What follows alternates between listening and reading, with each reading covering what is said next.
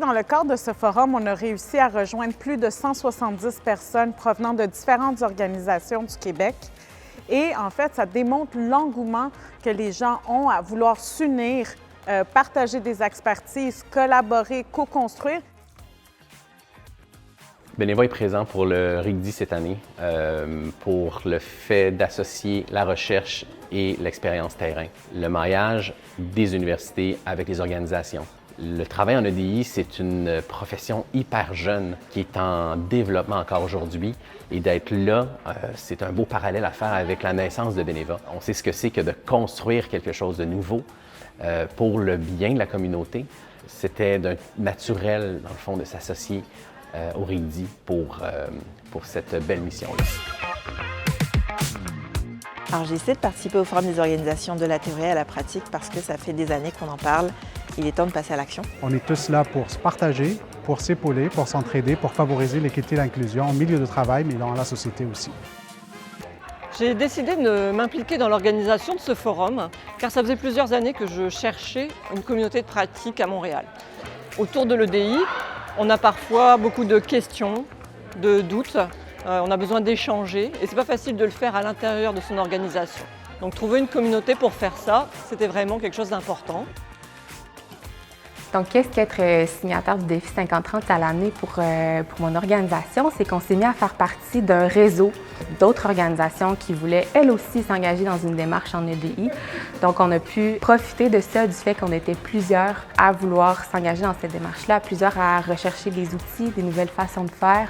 On a pu partager nos bons coups, nos moins bons coups, voir qu'est-ce qu'on aurait pu mieux faire, qu'est-ce qu'on allait faire mieux la prochaine fois. Ça a été très enrichissant. De pouvoir avoir accès à d'autres gens qui voulaient eux aussi s'engager en EDI. Concertation Montréal a été signataire du défi 50-30 dès le début. Nous sommes un organisme à but non lucratif et on agit sur 3 grands axes d'intervention, en fait, en transition écologique, en participation citoyenne et on travaille également autour des enjeux parité, diversité, inclusion. Donc on pilote depuis plusieurs années déjà de nombreux programmes qui visent à encourager la parité et à favoriser la diversité dans les instances de gouvernance. On agit également pour favoriser la parité des femmes notamment autour des métiers reliés au STEAM, donc sciences, technologies, ingénierie et mathématiques. Alors voilà, pour nous, c'était tout naturel de s'engager et d'appuyer cette démarche-là.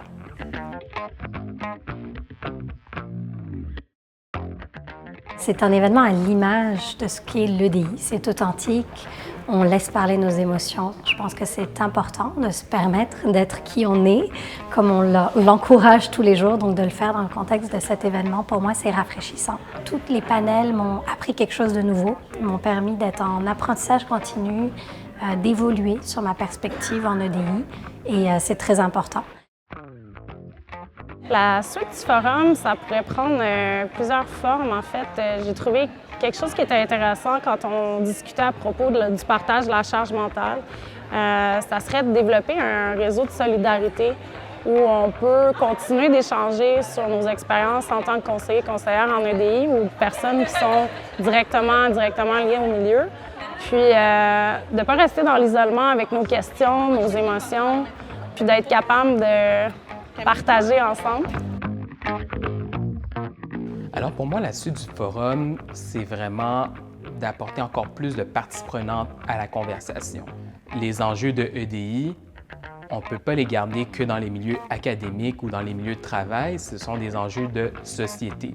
Donc pour adresser des enjeux de société, il faut plus de parties prenantes autour de la table. Peut-être même des acteurs gouvernementaux qui viendront avec des initiatives qui viendront aider les gens autant dans le milieu académique que dans les milieux de travail.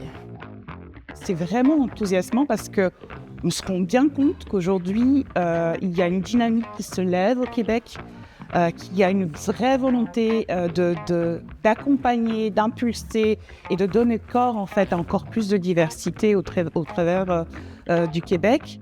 Voilà un moment où on peut se réunir, faire le pont entre le milieu postsecondaire et le milieu de différentes organisations, allant des organisations publiques, privées, organismes à but non lucratif, organismes communautaires.